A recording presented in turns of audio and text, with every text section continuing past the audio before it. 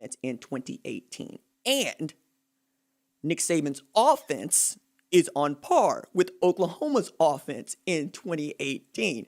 So they are ridiculously good moving the ball, and they are ridiculously bad at stopping people from moving the ball. And this is after pitching a shutout in the second half against Georgia.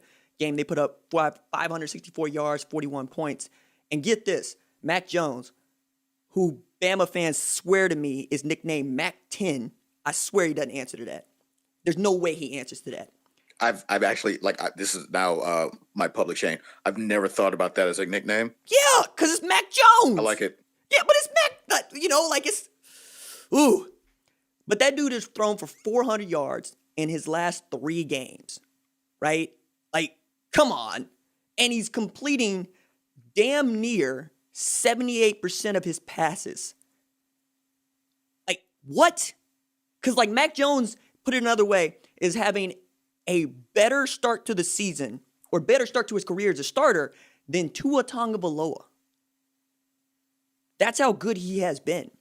And on the other hand, Patrick Surtain Jr., Dylan Moses, Christian Barmore, they can't stop nobody. We stopped Georgia. You stopped a walk-on quarterback. That's who you stopped. You stopped Stetson Bennett, who I swear to God rolled to his right, saw a bunch of white jerseys, and threw it to a bunch of white jerseys when red jerseys were streaking down the field. Stetson Bennett realized in the second half against Alabama that he had a 4-point lead against Alabama, and ain't no way in the world that Stetson Bennett was supposed to have no 4-point lead against Alabama. You might say that it was a false positive.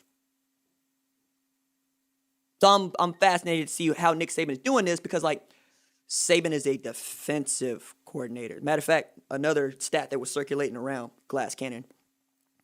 Nick Saban, for all of this, Katy Perry came out yesterday wearing an Alabama jersey, rooting for Alabama. Why is this particularly important to me? Well, it's because I'm an Oklahoma fan. And being an Oklahoma fan, I remember that the Sooners were 4-0, headed to Amon G. Carter, like they are this week, to play Texas Christian.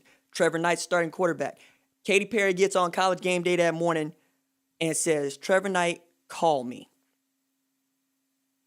Oh, I remember that. And Oklahoma got beat 37-33, finished the season 8-5. Clemson announces itself to the world over Oklahoma's dead body in the Sweatpants Bowl. Trevor Knight threw for 103 yards in that game.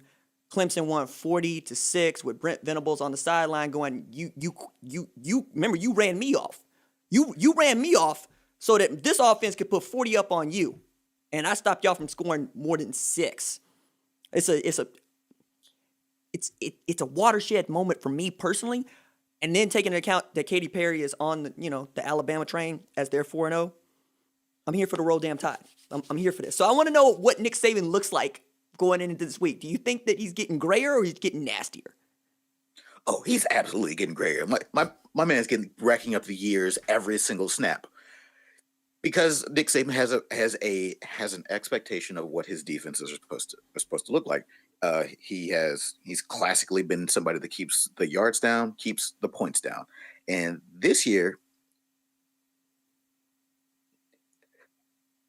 I have a hard time giving the hot take that Alabama's defense is bad because what Ole Miss did against them. I'm saying, but what Ole Miss did against Alabama, I'm going to say Lane Kiffin was always going to do that. Okay. Whether this was a normal year or if we had double plague, it was always going to be 63-48. For the rest of his games, he's this is an Alabama team, at least for its defense, that has gone back in time. Remember the good old years of 2008, when Alabama was a team that was just starting to become a power, right? Just somebody that was going to be there every single year before people got tired of them. They were known as a team that was an excellent second half team, right? If you have, no matter what it looked like in the first half, in the second half, it's going to be Alabama 4 scores, field goal. That's it. That's what they're doing this year.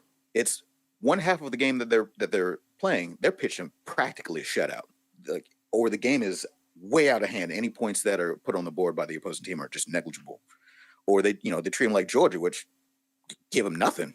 They play the first half, and it's kind of a nail biter. And Georgia's like, I couldn't pee a drop if they wanted to. So, and now they're going into, like, look at the rest of their schedule. It's Tennessee, Mississippi State, LSU, and after that, it's, all right, I'll give Kentucky a chance. They've shown that they can. No. See, I like that. That's exactly the response that I wanted. And then you have Auburn and Arkansas. I don't see where we get to say, man, that defense truly looks bad, and they were tested. To your point, though, like, when did Oklahoma's defense truly look bad and they were tested in 2018? You can make the argument that was Texas, right, where they took an L, right, 48-45. But, like, here's what vexes me about the Alabama situation today. You mentioned that Lane Kiffin was always going to put up 48 on Alabama. We can say double play because revenge is more powerful than double play. You fired me after I won the college football playoff because I admittedly called some plays that we didn't practice during the week, but you fired me and told me to take this job at Florida Atlantic and denied me the opportunity to call the national championship game against Clemson in 2016. I still feel some kind of way about that if I'm Lane Kiffin. Got that. However, you have Ole Miss in Fayetteville at Donald W. Reynolds. Arkansas has not beaten anybody in the SEC in Fayetteville in 4 damn years. And then you get beat by Arkansas the week after you put up 48 on Alabama in a game where Matt Corral threw 6 interceptions. Still, this is my favorite stat. There were 6 pick sixes on Saturday. Arkansas picked off 6 Matt Corral passes, and Arkansas picked up all of 6 interceptions in 2019 alone. Chad Morris told everybody when they were getting that L, especially against North Texas, this is not an overnight fix. And Sam Pittman said, yes, it is.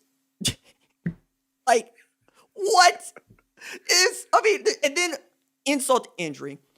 Arkansas got robbed, got straight shafted in the game against Auburn. They should have won. We all know it, right? And yet Auburn goes out against South Carolina and gets hit in the skull with this big brick. Chad Morris takes an L as Arkansas gets a W. And now Arkansas is a better football team, for my money, than Auburn. And Auburn was ranked 15th in the country, 13th when they played Arkansas. Arkansas still can't get no votes. Meanwhile, the SEC West is an absolute trash fire after Alabama. So it goes